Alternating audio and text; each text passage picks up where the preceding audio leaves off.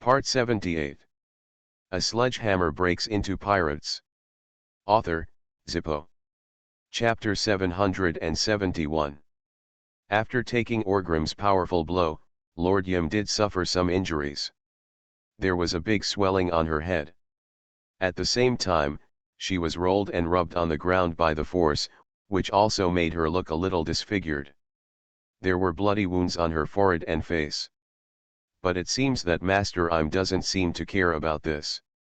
Slowly lowering the arm holding her head, she raised her eyes and looked at Orgrim, with a smile on her lips. This smile, given her miserable appearance, seemed a bit strange and ferocious. What surprised Orgrim even more was that her injuries began to heal quickly. His speed is as fast as his own special physique.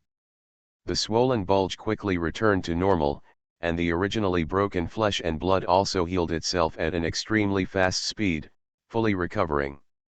Immortal, Orgrim was shocked. "Are you trying the same thing as me?" Surprised, Master Yuma wiped the blood on her face. At this time, the injury had completely recovered. After a pause, she said with a smile on her face, "As far as I know, you also have this kind of strong vitality." "Yes, isn't it?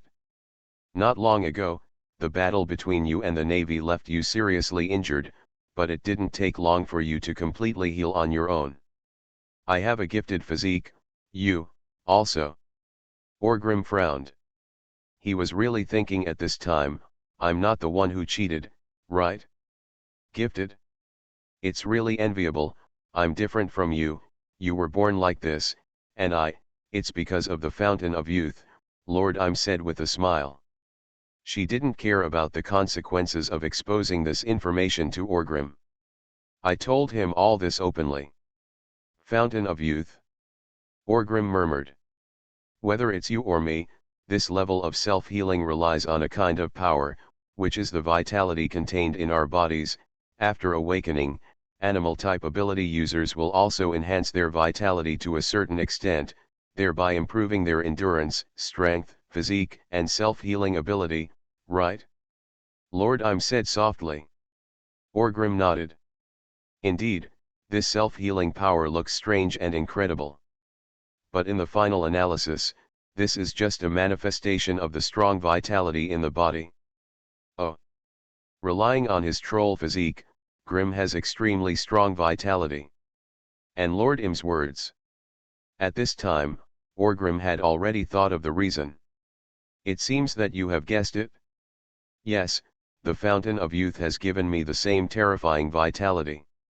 This vitality allows me to see forever. At the same time, it can be regarded as gaining immortality," Master Yuma said with a smile. "You are truly a person favored by God," Orgrim said with some emotion. Master Yuma did not deny it, but nodded proudly and said softly, "Of course, I should be a person favored by God." Her arrogance. No, maybe for Lord Im, she is not arrogant, and it is not necessarily true that she thinks so from the bottom of her heart. In short, there is an innate feeling. When others say this, Orgrim sounds as if he is showing off. But when Lord Im said this, it made people feel, it seems like it should be so. After experiencing it for a long time, the painful feeling is still so unpleasant, Lord Im said softly. After a short pause, she said next, "You have to be prepared, Orgrim." Orgrim stared at Lord Im with a wary look in his eyes. It was too late to say, but it was just a moment later, Master Im moved. It is still extremely fast, so fast that Orgrim's appearance cannot keep up with this speed. In the blink of an eye, she had arrived in front of Orgrim. Punch, punch out, as before, the target is Orgrim's chest. With the domineering force in his hand, Orgrim was able to react after all. He grabbed it towards his chest and firmly grasped Lord Im's wrist. Stopped her fist. With the advantage of strength, he seemed to control Master Im. But it was only for a moment. There was a click, and Lord Im's expression did not change. With a strong twist, he directly broke his own wrist, and thus broke free from Orgrim's hand. At the same moment, he retracted his wrist and pressed his body forward. Lord Im's attack changed from a fist to an elbow strike. All these changes happened so fast. Orgrim never imagined that Lord Im would be so cruel to him. There was a pain in his chest. His ribs seemed to be broken. A strong elbow hit his chest. Cough, Orgrim opened his mouth and spat out a stream of blood. Luing.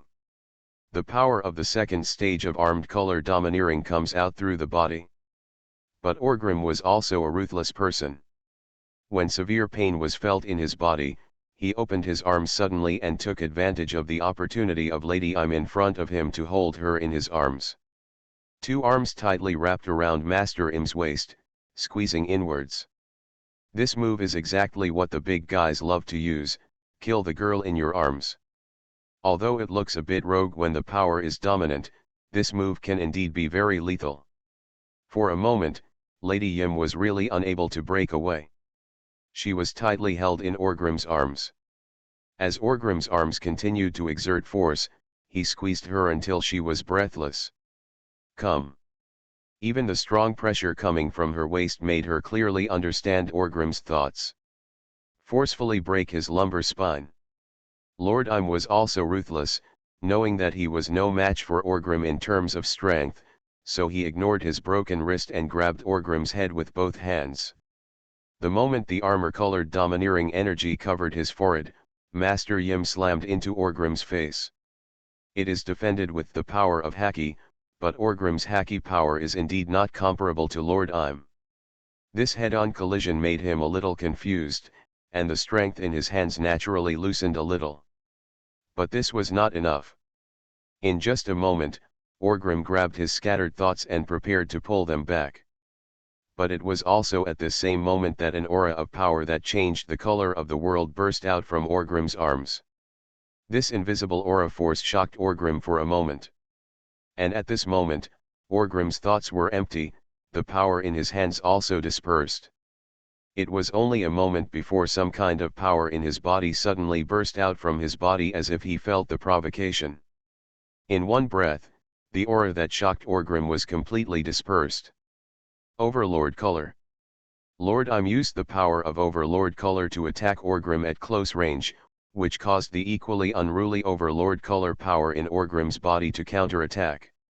To be honest, if Lord Im hadn't knocked him head-on, it would have been impossible for a person of Orgrim's level to be affected by Overlord's domineering energy. However, even if there is a reason, it is enough to prove how powerful Lord Im's domineering aura is. Overlord Color Haki is different from general armed color Haki and knowledge color Haki. This kind of power cannot be cultivated independently. This kind of power naturally becomes stronger with a person's experience, knowledge, growth, and other factors. As for Lady Im, who has lived for 800 years, how far will her domineering spirit grow, one can imagine. The conflict between two domineering forces instantly broke out from the two of them. At the same time, Lord Im also seized the opportunity to break away from Orgrim's sister-hugging killing. With a flick of the wrist, the powerful self-healing power quickly restored the dislocated bones to their original state without any problems. The sky and the earth really changed color, and the heavy clouds in the sky seemed to be torn apart. The glacier frozen by Kuzan also trembled, and then, the power of the sea finally broke the glacier. The frozen glaciers in the entire sea area burst open at the same moment, and a large amount of sea water poured over the glaciers, creating a doomsday scene. This rich domineering aura made Orgrim almost unable to open his eyes. Even he couldn't hold back and took a step back to steady himself. It's just one step. There is no need to deny it. There is no doubt that Master Yumu's domineering power is far more powerful than his own Overlord Color. The domineering looks of the two people were in conflict, and it was obvious that they were at an absolute disadvantage. But it doesn't matter, Overlord Color is just Overlord Color after all. This step back seemed helpless, but it also proved that Orgrim only took one step back to resist the Overlord look that had been cultivated for 800 years. If you don't have enough momentum, come with strength. "Drink," Orgrim roared. Incomparably powerful impact force burst out from all directions in his body, suppressing the Overlord's domineering force that kept coming. The ground beneath his feet collapsed, and Orgrim the figure was like a wild bull, rushing towards Lord Im. It seemed that he also realized that the Overlord's domineering energy could not completely suppress Orgrim, so when Orgrim rushed towards him, Lord Im also pushed himself. This extremely powerful Overlord color has restrained itself. To be honest, she also thinks that just the Overlord color is of no use. If Orgrim hadn't given him a killing with a sister in his arms, she wouldn't have will use this power casually. In fact, in the duel between top masters, the Overlord color is often not used. It seems that this power is either used to clean up the miscellaneous soldiers, or it is used in key situations. Moment, to prove that he has the strong qualifications that only 1 in a million people have. The rest of the time, really useless. There are always very few opportunities to achieve miraculous results like the one just now. In a moment, Orgrim and Lord Im collided with each other. Both of them kept exerting force in their hands. In the blink of an eye, 7 or 8 fists were exchanged. Orgrim took a few hits, and Lord Im also received a black eye. But it still didn't end. As soon as the two people's movements stopped, their feet exerted force at the same time. One big and one small, the two figures collided with each other again. An elbow swept out and hit Lord Im's neck directly.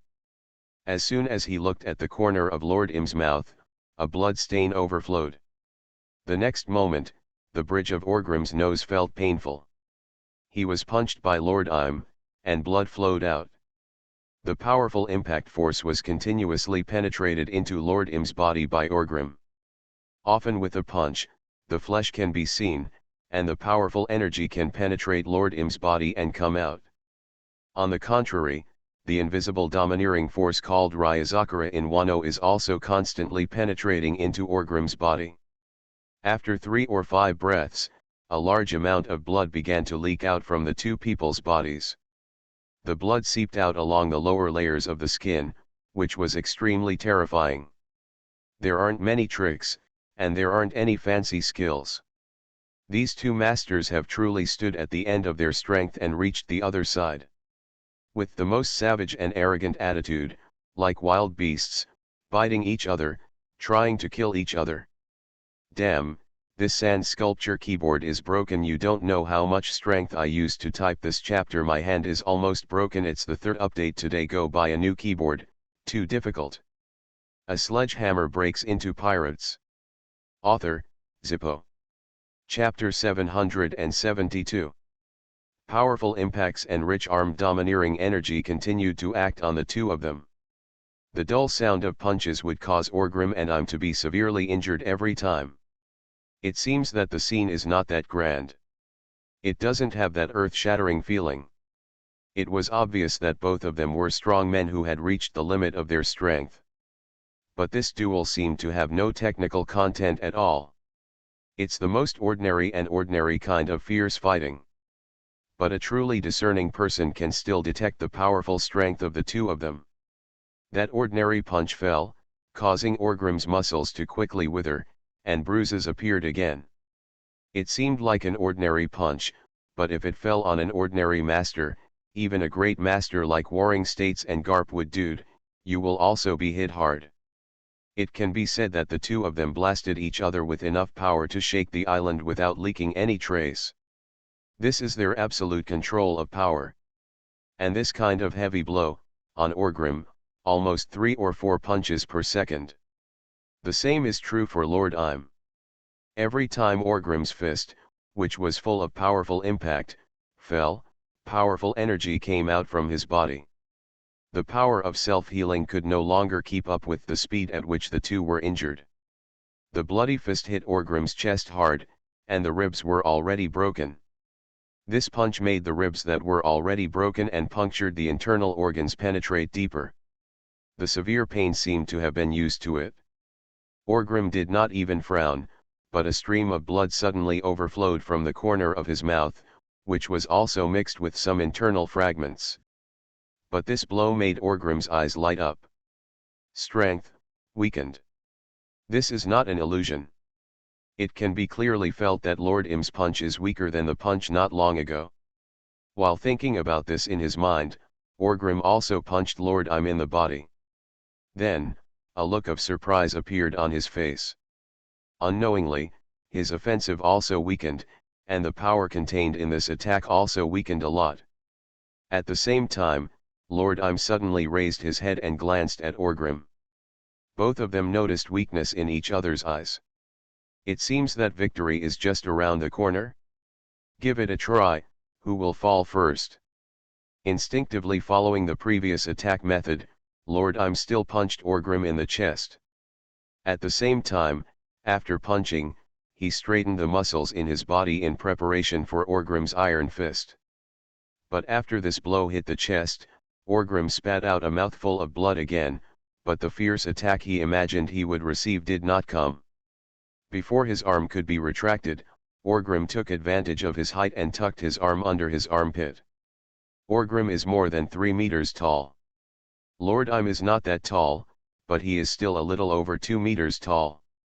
Therefore, after the arm was clamped under the armpit by Orgrim, it did not appear too abrupt. Before Lord Im could pull out his arm, Orgrim's other arm punched Lord Im on the head with a backhand. This blow directly caused Lord Im to stumble, and his body tilted to the left. At this time, her left arm was tightly clamped by Orgrim, pulling her body to prevent her from moving away. At the same time, after punching his head, Orgrim's fist turned into a claw strike, and he slammed it hard on Lord Im's shoulder, as if his fingers were about to insert into the gap between his collarbones. He suddenly lifted her up, hit her with a headbutt, and knocked her down hard. Lord Im, who had been punched, was a little dizzy, but Orgrim hit him in the face again. Both of them were in pain at the same time, but Orgrim was the one who initiated the collision after all, so it was better. This head directly knocked Ymue into confusion. Before she could react, Orgrim's other hand firmly grasped her shoulder. Both hands exerted force at the same time, pulling forward, and then, taking advantage of her height, she forcefully pressed Lady Im's shoulders down, lowering her center of gravity, as if she was bowing to Orgrim. At this moment, Orgrim suddenly struck his knee and hit Lord Im. Cough, Lord Im spit out a mouthful of blood. Then, Orgrim hit her chest with another knee. He should have forced his way out of Orgrim's hands to dodge the blow. But looking at the raised knee, a ruthless look flashed in Lord Im's eyes. Just as her knee was about to hit, she suddenly hit Orgrim's knee. Using the strongest head, he hit Orgrim's knee. The hardest bone in the human body is the skull. And Lord Im's domineering power is stronger than Orgrim's. This violent blow was beyond Orgrim's expectation. Even if a normal person knew that the skull was harder, who would use the skull to hit him with a hard knee? There was a click, and despite the sound of bones breaking, it was true that even the hardest skull was still slightly cracked by the impact. However, it is not enough to make such a cracking sound. The real cracks visible to the naked eye are Orgrim's knees. Lord Im forcibly smashed Orgrim's kneecap with his own skull. Severe pain shot up from his legs. Before Orgrim could react, Lord Im suddenly jumped forward, his face covered with blood, and his arms were directly wrapped around Orgrim's waist. Then he exerted his strength, using a wrestling posture, pressing Orgrim down and retreating. At this time, one of Orgrim's legs was broken. Lord Im pushed and pushed Orgrim to the ground. Taking advantage of the situation, he sat directly on Orgrim's abdomen. Without thinking, Master Im punched Orgrim on the head with blood on his face.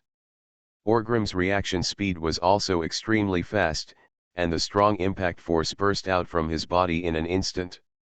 The powerful impact directly pushed Master Ymue away.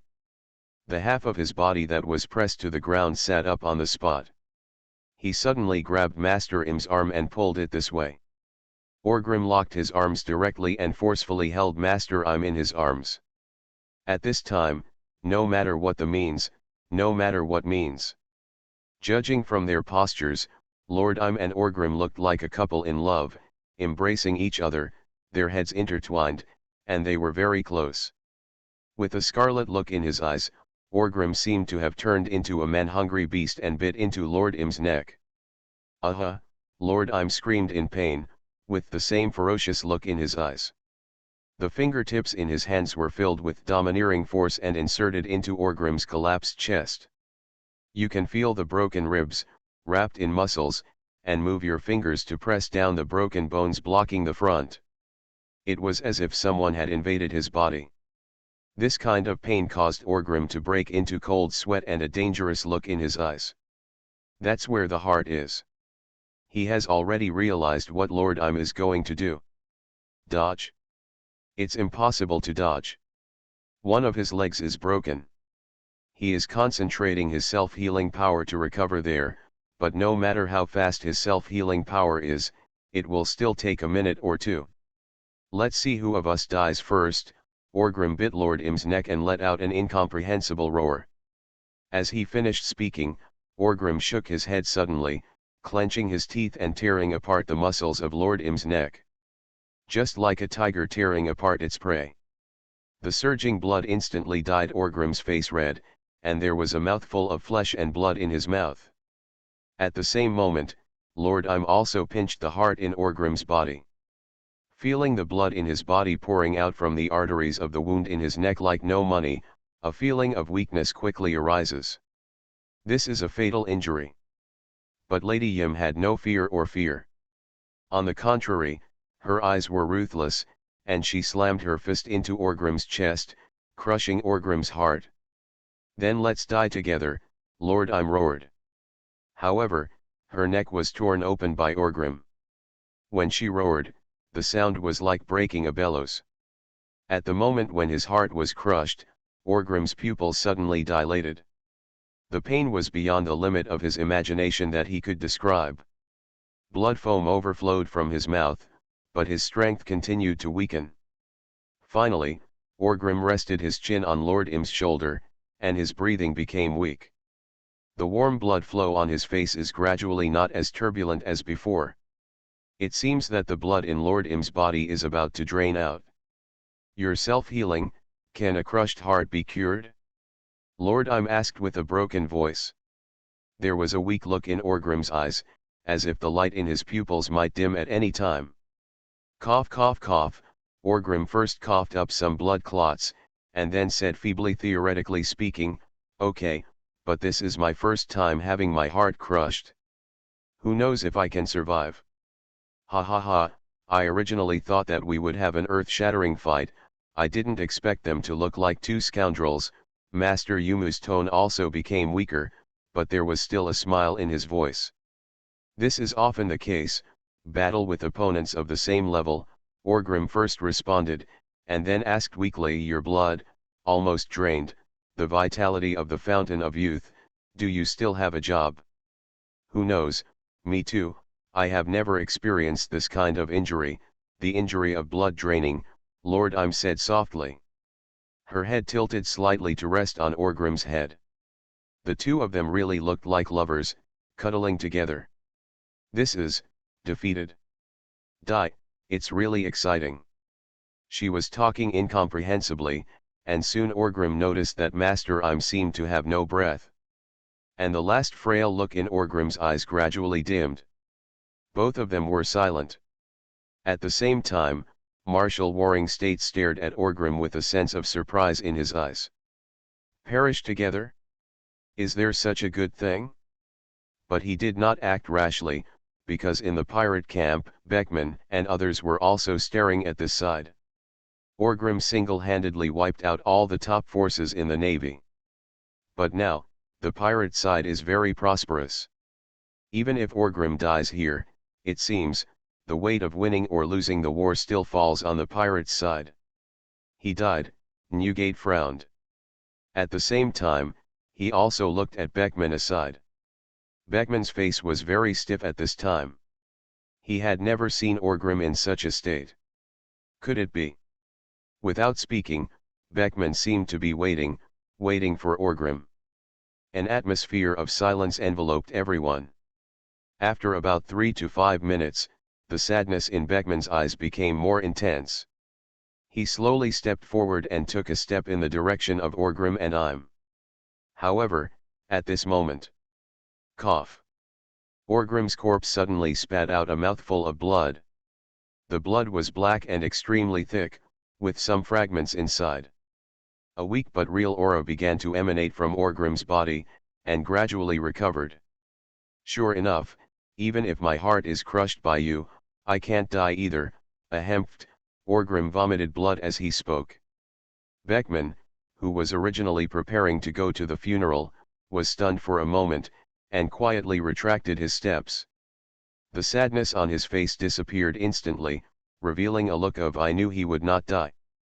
Beckman folded his arms in front of his chest and said calmly, "Good people don't live long, and disasters live for thousands of years. How could he die? You are listening to novels at Bless Up channel. Wish you happiness and luck. How do you feel about this novel? Please like and leave a comment." A sledgehammer breaks into pirates. Author, Zippo. Chapter 773. Not dead. But the feeling of weakness still enveloped Orgrim's body.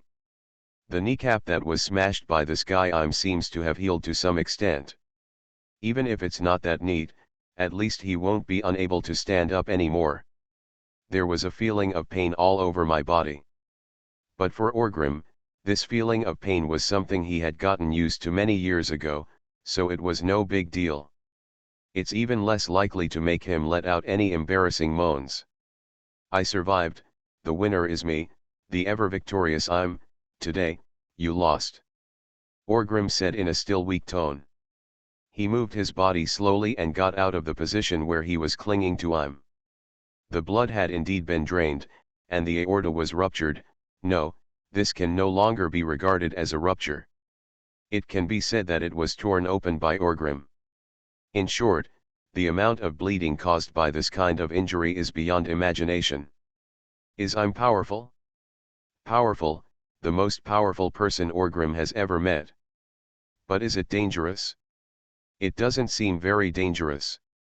Even if she brought Orgrim a death-like experience, the pain of his heart being crushed. But even so, Orgrim still didn't feel like a mortal enemy or enemy towards her. More, even sympathy. That kind of similar feeling? However, these are all in the past tense. Orgrim whispered softly. I'm dead. Orgrim stood up slowly and looked at Lord Im, who was still kneeling on the same spot, with his head and chin resting on his chest, and his body covered in blood. He felt a little complicated. How could he describe this feeling? It's like, on a journey to a different place, you meet a stranger who is very compatible with you. It's quite pleasant to communicate during the journey. After arriving at the destination, it was too late to wave goodbye. I don't know if this kind of stranger can be considered a friend, but maybe, for the rest of my life, I will never meet her again. There is some joy and some regret. I'm like a similar kind of friend who suddenly appeared in the world of Orgrim. After this short journey is over, the two will never meet again.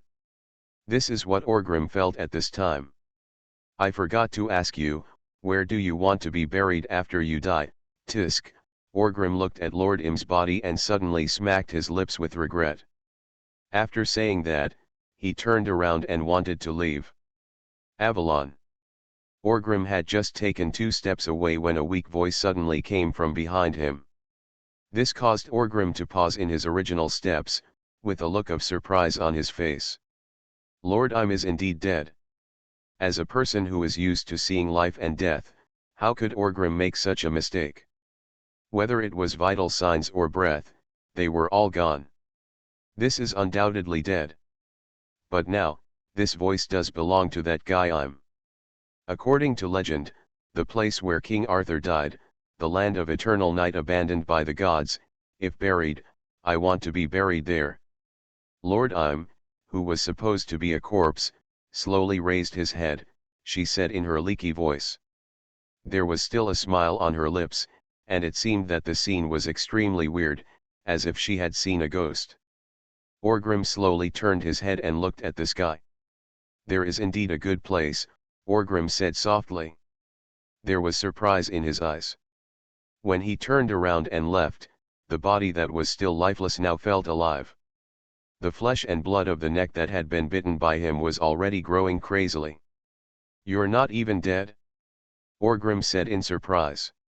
"Ha ha ha, yes, I'm not even dead yet," Lord Im said softly.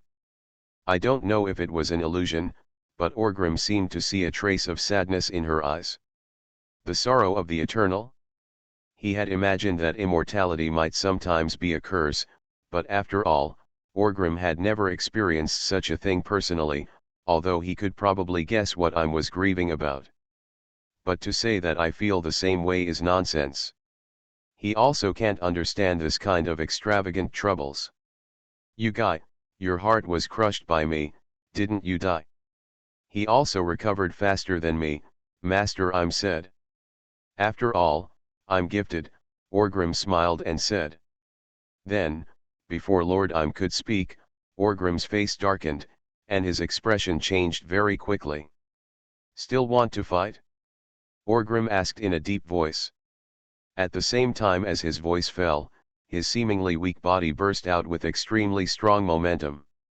Master Yumu's body also instantly surged with surging momentum. But it was only for a moment. She looked at Orgrim, finally shook her head and said, "No need, I have experienced the feeling of defeat and death, that's it for today." After she said this, Orgrim grinned, and the surging momentum on his body quickly calmed down. "Yeah? Okay, I just had enough of it, the feeling of my heart being exploded, tisk tisk, I don't want to experience it again in a short time," Orgrim smacked his lips and said. "In fact, if Im really wants to fight, then Orgrim will definitely fight for his life again in the shortest possible time. After all, this is not Avalon, and the night will pass.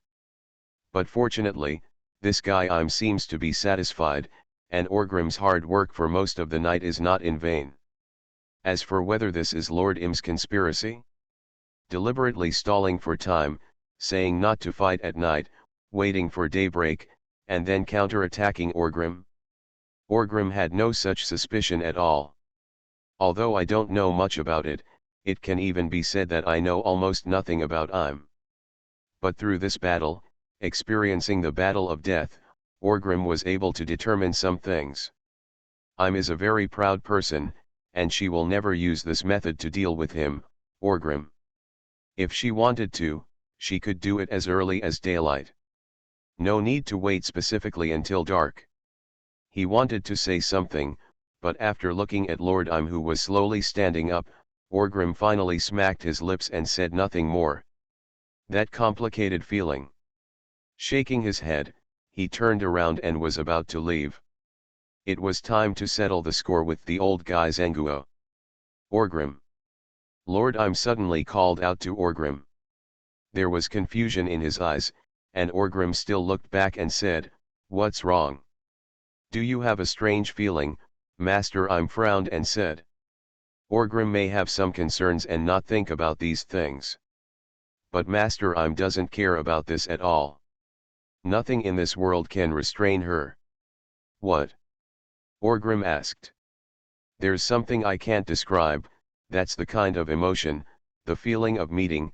After thinking about it for a while, Lord Im said with some confusion. Orgrim grinned and said with a smile, "Are they the same kind?" "Idiots." Lord Im's eyes lit up, as if he had caught something, and there was a smile on his lips as well, and he nodded and said, "Yes, that's the feeling, the same kind. It turns out that these are the same kind. She has lived for a long, long time. But when it comes to the same kind, she has always felt that she has no similar kind. Even the 20 kings in the past, or the Draconians on Marijoya. These are not the same kind. There are none at all. A slight sense of identity. She originally thought that she would never have anyone of the same kind. In this world, she is the only one who will always be special. But now, she finally realizes that there is also Orgrim. She understands Orgrim. Orgrim. It's not considered understanding, but she probably knows what Orgrim has experienced. But those are just things. But this battle with Orgrim was short, but intense. The sparks from the collision between the two sides made her tremble a little. It was the same feeling. That's what it feels like. Orgrim was also stunned for a moment. Well, it's not right. Why am I ready to leave after this fight? In my memory, it's not time to kill this guy and cooperate with Wulaoxing for future plans. At this time, Orgrim was a little embarrassed. He had obviously finished talking just now, and now, is it appropriate to turn around and start again? And just when Orgrim hesitated, Lord said softly, whether it's Mary Joa, the world government, or the void throne in Pangal Castle, I'm already tired of it. If I win today, I might be tired of it forever and wait, endless waiting, but now, I lost, and I also waited for what I wanted to experience. Orgrim, I am dead, I'm dead. After that, Lady didn't wait for Orgrim to say anything. Instead, she turned around and left coolly. She didn't go to see the Bald King, or the Warring States period, or anyone else. Just such a person walked through the ruins and walked into the distance. Orgrim didn't know what she was doing. As she said, she once again died. Just like hundreds of years ago, she went behind the scenes and faked her death. But this time, maybe she will never return to the world government, right? That's good. There's no need to kill her, Orgrim muttered. Holding the sun and moon in her hands and picking up stars, there is no one like her in the world. It would be a pity to kill one of them. Maybe, we will never see each other again in this life, right? Orgrim suddenly smiled and said. Then, he turned and left without looking back. Navy, it's time to get out of the New World. Marshal Warring States was also looking at Orgrim at this time, looking at Orgrim. Step by step, he walked towards him from a distance. It can be seen that Orgrim is weak. As if it is broken at the touch of a touch. But even so, knowing that he should be really weak now. But this Warring States man, the Navy's Generalissimo, still couldn't make any other choice. The Navy lost this war. What's funny is that the Navy's 20 years of hard work ended up not being defeated elsewhere, but just in Austria. Under the power of Grimm alone. Sure enough, in this world, everything depends on extremely strong personal strength. I thought you were dead. Can a person whose heart is crushed still survive? Marshal Warring States looked at the embarrassed Orgrim in front of him, covered in tatters and stained with a lot of blood, and said softly. A smile appeared on Orgrim's blood-stained face and he said, of course I can live. I can live for a long time, Warring States period, this war. You win, Marshal Warring States said softly with a trace of regret in his eyes.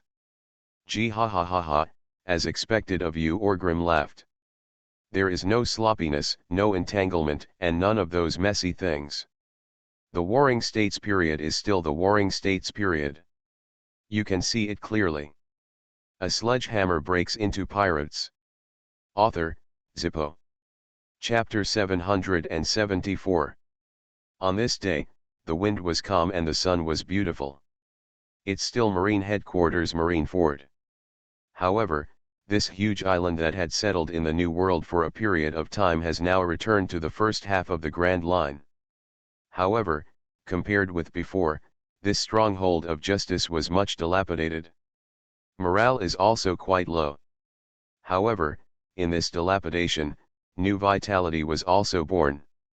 Countless navies are renovating and repairing this dilapidated base camp after a great war. In a nursing home. In the spacious courtyard, Sakaski was sitting on a sun lounger reading a newspaper.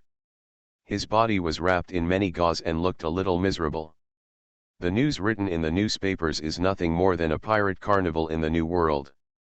The failure of good, the triumph of evil. The sea shook again, just like it did when Roger sacrificed his life for the times. This time, Orgrim used an unprecedented and magnificent victory to push the great pirate age to a new height.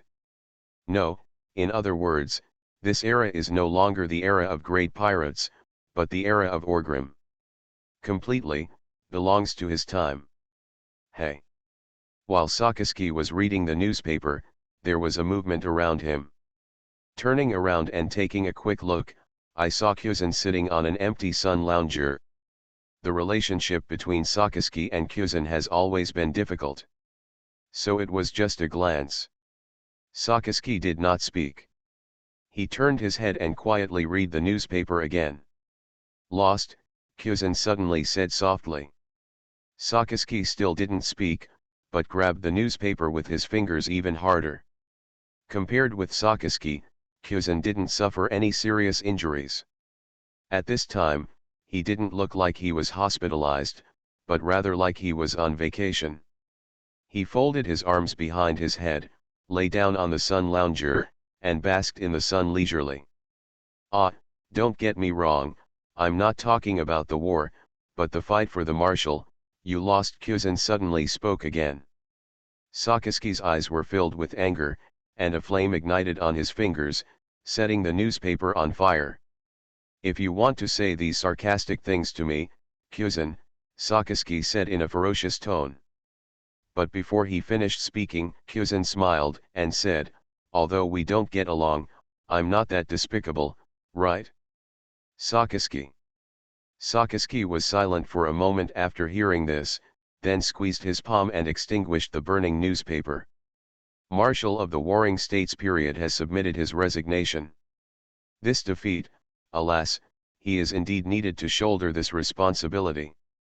No one else is qualified to shoulder this responsibility. The above meaning is that after the things that need to be finished are finished, Jun will take over the position of the new Marshal. Kuzan said softly. Sakaski said coldly, I'm not at the point where I need you to tell me this news yet. Obviously, Sakaski already knew the news. After all, even if he fails to compete for the position of Marshal, he is still one of the 3 generals of the Navy headquarters. There's no reason why he doesn't know about this kind of thing. Jun is a man with great ambitions. This time our Navy will fail in the New World. You should also know the reason. Kuzan looked directly at the sun in the sky and said as if he couldn't feel the glare. The Navy was defeated by Orgrim's extremely powerful personal strength. At the same time, they also lost to the shackles placed on them. As for Jun, she is determined to unlock the shackles of the Navy. Regardless of whether she can do it or not, at least she dares to do it. What exactly do you want to say? I have no intention of listening to your spiel. In my opinion, these are all nonsense, Sakaski said unceremoniously.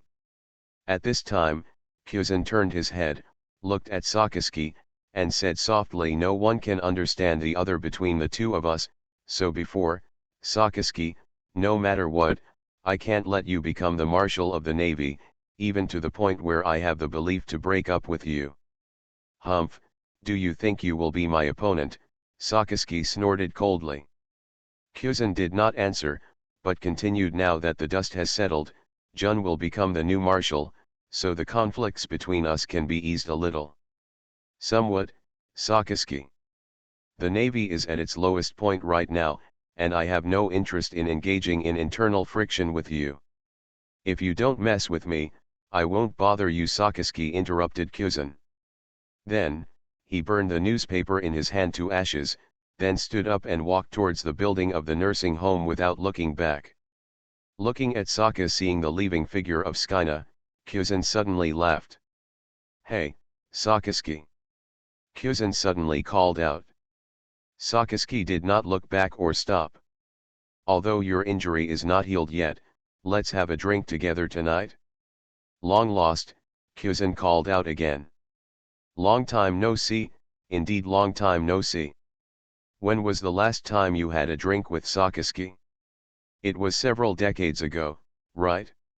It seemed that he had only joined the Navy not long ago, and at that time, the two of them did not have any ideological disputes. Can't remember clearly. However, Sakaski still walked forward on his own, paying no attention to Kyuzan. Looking at this scene, Kyuzan smiled and shook his head. He is really a stubborn guy. Then, Kyuzan also turned his head and stopped looking at Sakaski. At this moment, Sakaski's deep, magnetic voice reached Kyuzan's ears. "Sherry, drink this." A bright smile appeared on Kyuzan's face. "Sherry, Sherry." His thoughts went back to a long, long time ago.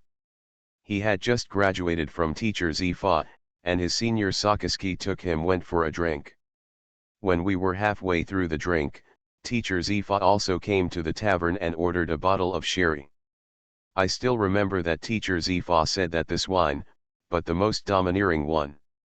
This is teacher Sci-fi's favorite drink. Later, it became Kyuzan's favorite drink. The same goes for Sakaski. Later, the two broke up, and Kyuzan never drank this kind of wine again, and neither did Sakaski. At the beginning, among the three people who drank together, only teacher Sci-fi remained, and he still loved sherry wine. As for Porosalino, teacher Sci-fi never took him to drink. After all, when they were young, the relationship between master and disciple was very bad. At the same time, in the office of Marshal Warring States. At this time, the Warring States Marshal was signing the documents on the table. There was some sadness in his eyes. The Navy's casualties were really serious. Although the war has passed, the sequelae still make the Navy feel the pain. When he was in the New World a few days ago, the Warring States Marshal still had black hair. At this moment, only a few days have passed, and the Generalissimo seems to have aged more than 10 years, and his black hair has turned gray. I'm afraid it won't be long before you have gray hair, right? Sengoku was not the only one in the office. Jun, who had a cast on his leg and gauze on his forehead, was sitting quietly on the sofa in the office. In front of her, there was a cup of tea. The tea had gone cold, and she didn't see her take a sip. She just stared at the teacup quietly, in a daze. I will shoulder the responsibility for the defeat and strive to clean up all these messy things before you take office, leaving you with a neat navy. But Jun, I probably know what you are thinking, but the shackles on our navy cannot be easily untied. When you do things, you must seek stability first. The navy will suffer new defeats within 3 to 5 years. Can't afford any big action, the Warring States Marshal said while lowering his head to write something. However, seeing that Jun didn't respond for a long time, he also stopped what he was doing. He raised his head and looked at Jun, and called out, "Hello, Jun." "Mamoto." "Jun." Only then did Jun come back to his senses, turned his head suddenly, and he looked at the Warring States Marshal, and there seemed to be some doubts in his eyes. "What's wrong?" Jun asked. "I can't even hear you talking to me. What are you thinking?" the Warring States Marshal said helplessly. "Nothing, trivial things." Jun forced a smile and said. "She will take over as the Navy Marshal soon. This matter has been decided. When the Warring States Marshal handles the matters at hand, restrains the Navy's hands and feet, and makes arrangements, she can take office." But Jun was not in a hurry, so she never urged Marshal Sengoku. Moreover, at this moment, her mind was not in Marineford. Justice was defeated. Orgrim, it seems to have become more invincible. Thinking of that guy, Jun felt a toothache. Damn you bastard! Where did the gentleness he showed when he warmed my mother's milk go? Didn't you hesitate at all when you started taking action? The more he thought about it, the angrier he became. Feeling the faint pain in his calf, the anger in Jun's eyes could no longer be suppressed. Jun picked up the cold tea on the table and drank it in a sip. He grabbed the medical crutch that was lying on the sofa, put it under his arm, and stood up. "What are you going to do?" the Warring States Marshal asked in surprise. "Go to the New World, go to the Evernight Sea, go to Avalon." Before I became a marshal, I always felt quite unhappy if I didn't see that bastard. It will affect my work, Jun said in a low and powerful tone. He even felt like he was gnashing his teeth. The Warring States Marshal looked at Jun in bewilderment as he limped toward the door on crutches. He wanted to call out to Jun several times. But in the end, they couldn't speak. When Jun closed the door and completely disappeared from his sight, the Marshal of the Warring States period slowly sighed and said, "Oh, what the hell is this?" At the same time, at the port of Holy Land Marijoa, Orgrim was preparing to board the ship and leave here. That's right, after the war, he did not return to Avalon with the rest of the people. On the contrary, he following the Bald King, he came to Marijoa secretly. Many things were discussed and many consensuses were reached. In this war, good and evil were victorious, but the Warhammer pirates and the world government actually became closer. Quite a few. I really don't know how to comment on these dirty guys. Mr. Hammer, Plank came forward with a smile.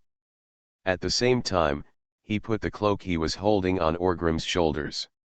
Orgrim took out a cigar from his pocket, lit it by biting it on his mouth, looked back at Marijoa, his tone was a little frivolous, he shook his head with disdain and said, "Ha ha, Marijoa. Master Chui, are we now?" Gangplank asked with a smile. Orgrim turned around, exhaled a breath of smoke and said, "Going back to Avalon. I have been out for so long. I really miss it." A Sledgehammer Breaks into Pirates. Author, Zippo. Chapter 775. The Sea of Eternal Night, Avalon. This is still an island of darkness where the sun is always falling. But the island was brightly lit and extremely prosperous. It was even more lively than before, because the victory that belonged to Avalon had arrived. Although there is no clear statement yet. But all Avalonians know that Avalon's status will not waver for at least 20 years. They are the center of the new world and will become one of the centers of the world. Not inferior to the one at Holy Land Marijoa. After the war, the dividends are about to roll in. All Avalonians are excitedly waiting for the arrival of a better future. At the port, the sea breeze blows slowly. Two figures were sitting on the stone pier in the port, as if chatting about something. One of them has short burgundy hair and is missing an arm, but his overall temperament looks unruly. He was wearing a pair of flip-flops, sitting on a stone pier, holding a small flask in his hand, and was drinking wine. This person is none other than red-haired Shanks. As one of the 7 warriors under the king, he came to Avalon alone after the war. Looking at the bustling port and bustling Avalon, Shanks felt a little intoxicated in his eyes. "I don't know whether I was drunk by the wine or the scenery." Ha, after taking 2 sips of wine, he breathed out the smell of alcohol happily. "This is such a great place, I almost don't want to leave," Shanks smiled and said. "That's right, I'm already planning to move here and open a pub here. You will definitely meet a lot of interesting people," the old man sitting on another stone pier said with a smile. Pluto Shilbaz Riley. He also held a wine bottle in his hand, with expectation and a bright smile on his face. "That's right. He is going to move with the proprietress Yachi. Move to Avalon. This place is indeed more interesting than the Chambord Islands. There are many friends here. I really envy you, Deputy Captain, Tisk." Shanks smacked his lips with emotion. After hearing this, Laylee smiled and said, "You are too stubborn. Wouldn't it be better to follow my example and retire?" "Ha ha ha ha ha, you are right. If you retreat, nothing will happen. Although that guy Orgrim is extremely annoying, his caliber is really nothing to say. If I say retired, he would be happy to leave me a place in Avalon, maybe I could open a tavern too." Shanks laughed. But with a smile, he shook his head and said, "But if I retire, I will no longer be Shanks." When he said this, he reached out and touched the cross hanging around his neck. It was given to him by Orgrim. "Even though it's my hawk's stuff." Shanks has been wearing this thing for so many years. The future era belongs to Avalon. Shanks knew this. But I know it, but sure enough, I still can't give up. This sea is so desirable. How could Shanks, who has a heart as high as the sky, let go of this scenery? Click, click. A sound of footsteps gradually approached from a distance. He is the rare Mihawk who does not carry the black sword yet. He was still wearing the aristocratic dress, with a polite hat on his head, and his eyes were as sharp as an eagle. Mihawk held a bottle of red wine in his hand and walked step by step to Shanks and Rayleigh. Sure enough, we are here. Are you leaving? Mihawk looked at Shanks and asked softly. Shanks put the wine bottle in his hand to his lips and took 2 bold sips. The crystal clear wine flowed down the corners of his mouth, pouring his chest was a little wet. After drinking these 2 sips of wine, Shanks looked at Mihawk and said with a smile, of course, I am a prodigal son. Orgrim is coming soon, and I thought you would see him before leaving, Mihawk said with a smile. Shanks glanced at the dark sea level. In the distance, there seemed to be a ship, with lights on it, heading towards Avalon. I don't know if it was Austrian Grimm's ship, but it doesn't matter. After another sip of wine, Shanks waved his hand and said, why are you meeting that guy? It's not like you don't know how annoying that bastard's mouth is. When we meet, he will definitely laugh at me, I'm not going to vent my anger on him here. Ha ha ha, that's right, he will definitely laugh at you, loser. Mihawk said with a smile. You bastard, sure enough, you followed that guy's lead too, Shanks said unhappily. Ha ha ha ha ha, it's great to be young. Rayleigh looked at Shanks and Mihawk, laughed and said. Shanks threw the bottle in his hand directly into the sea, then patted his butt and stood up and said, I'm leaving. Yes, although this place is nice, it is not a place where I can stay for a long time. After finishing speaking, Shanks looked at Mihawk, stretched out his hand and said, give it to me. What? Mihawk was stunned for a moment. Hey, you guys came here with a bottle of wine, weren't you just to see me off? This is a farewell gift, right? Get it quickly, I'm leaving, Shanks said carelessly. Mihawk raised his arm and looked at the red wine in his hand, which had the inscription Krakena engraved on it. Then, he laughed, his smile was very bright. You are right. This is a farewell gift for you. See you again in the future. This bottle of wine is of great value, so enjoy its delicious taste. Mihawk smiled and handed the red wine in his hand to Shanks. Shanks took a handful of the red wine and smacked his lips and said, is it very valuable?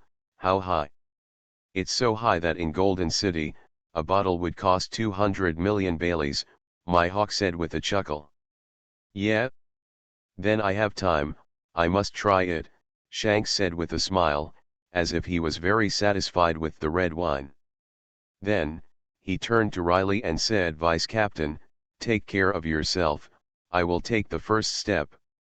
Well, be careful on the road, and if you really have a chance to pass by, don't forget to come up and see me, this old guy. I've already thought of the name of the tavern, so it's called, Riley nodded and said with a smile. Pluto's Rip-Off Tavern, Sister Xiaoqi has already told me about it, ha ha ha ha, I remember it. Shanks smiled and took up Rayleigh's words. After he finished speaking, he walked towards a small boat in the port. When he finally boarded the boat, his steps paused slightly. Finally, he waved his hands without looking back, as if saying goodbye. In an era, there may be the most shining star, but no matter how shining the star is, it can never monopolize all the light. Mihawk watched Shanks' ship slowly sail away from the port. Disappeared into the night. After a long time, he suddenly said, originally, I planned to throw that bottle of wine into the sea. Ha ha ha ha, doesn't it taste bad? Rayleigh asked with a laugh. Mihawk thought for a while, and finally said with a grin, no, great. After laughing, Mihawk asked Senior Rayleigh, do you want to go back together, Lay? Lee waved his hand and said, "No need, I want to enjoy the sea breeze here again. An old friend will come later." "Old friend?" Mihawk raised his eyebrows, then nodded, and didn't ask any more questions. He turned around and walked towards the island. When passing by the outside of the port, Mihawk saw the old friend in Rayleigh's mouth. The tall man Newgate. The once strongest man was walking towards the port. After thinking about it for a while, Mihawk remembered that he seemed to have seen it just now. The people of the Whitebeard pirates were cleaning up. They were moving their things to the boat. They were about to leave too. Mihawk walked past Newgate quietly without saying hello. Newgate didn't speak to Mihawk either. People just passed by each other. Just after Mihawk took a few steps, he suddenly heard Newgate's voice. "Hey, Hawkeye boy, from now on, study your sword skills carefully. If you have nothing to do, don't worry about how to make wine," Newgate turned around and warned. Mihawk also turned his head and looked at Newgate with a strange look on his face. "Isn't it delicious? It tastes terrible. I have never drunk such a terrible wine," Newgate rebuked unceremoniously. But after he finished speaking, he smiled again and said, "Cool la la la la, but it smells like pirates. There is something in your wine." Afterwards, Newgate turned around and walked towards the port without saying another word to Mihawk. Mihawk watched Newgate's tall back getting further and further away, and finally smiled and shook his head and said, "It smells like a pirate." At the port, Newgate looked around and saw the figure of Rayleigh. After smiling, Newgate stepped towards the stone pier. "Old man, you are really here," Newgate said with a smile. "You are the old thing," Riley also responded with a smile, and then said with some emotion, "When I saw you in Marineford in the Shampoo Islands, I thought, you will die there." After a slight pause, Laylee added another sentence, "I'm ready to burn paper for you." "Cool la la la la, who do you think I am? What kind of big scene have you never seen? Will he die there?" Newgate laughed boldly. Riley stared at Newgate's eyes. After looking at them in silence for a while, he suddenly smiled and said, "Yeah, you old guy haven't seen anything." A faint smile appeared on the corner of Newgate's lips. He nodded at first, but then he said with some emotion, "I did go there with the intention of dying, I didn't expect that I could leave alive." "You're in luck," Riley smiled and said. "Lucky?" "More or less unlucky," Newgate's straight white beard shook and he said with a smile. The two old guys were silent for a while, looking at the sea under the night. After a long time, Newgate said, "I'm afraid, Roger didn't expect that the world would become like this, right? I still vaguely remember it, when he was drinking with me at the end, he talked about Dee's will, cool la la la la, inexplicable." Rayleigh didn't dwell on anything. He took a sip of wine and said, "Who knows, but Roger admires Orgrim very much. Have a couple of sips." As he spoke, Riley also raised the jug towards Newgate. Newgate glanced at the jug with a hint of emotion in his eyes, as if he wanted to drink. But in the end, he waved his hand and said, "No, I have decided to quit drinking." As soon as he finished speaking, Riley looked at him with a surprised look. After discovering that Newgate was not joking, Riley did not persuade him to drink. Instead, he took another sip in a lonely voice and said, "In this world, it really is, can even you, the Whitebeard, stop drinking? I want to live for 2 more years and enjoy the same blessings as you do," Newgate said with a smile. Riley was stunned again, and then asked, "Are you going to retire?" After hearing this, Newgate looked back at the brightly lit Avalon. There seemed to be emotion, regret, and relief in his eyes. After a long time, he nodded and said softly, "Yes, they are all remnants of the old era. In this new era, there is no ship that can carry me." Riley just looked at Newgate silently. Then, they both laughed at the same time. "Yes, in the new era, there is no ship that can carry them." You are listening to Novels at Bless Up channel.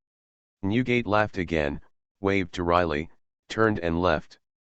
After taking 2 steps, he stood still and said without looking back, "Hey, Orgrim, from now on, please take more care of the Whitebeard pirates." "Ah? Why?" Orgrim asked with a smile on his lips. Newgate walked forward without looking back. "As you just said, we are friends, aren't we?"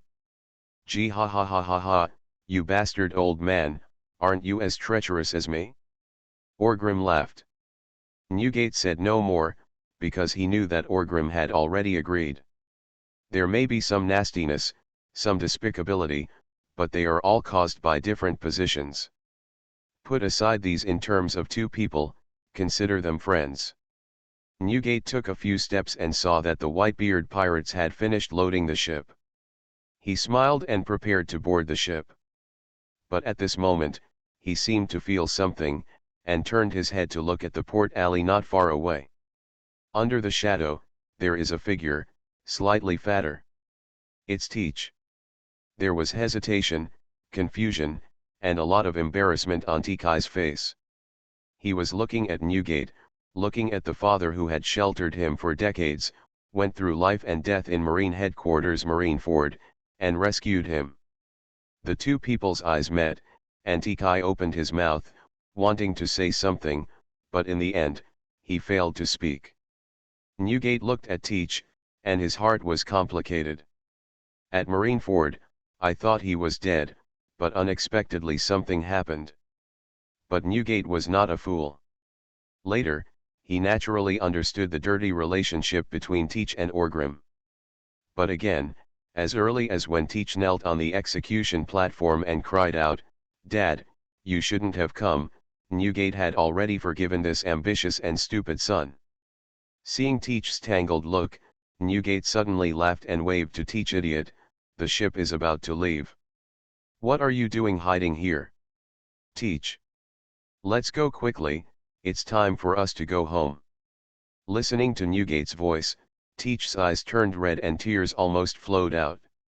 He stretched out his hand to wipe away 2 tears, grinned and said with a big smile, "Thieves, ha ha ha ha, Dad, I'm here."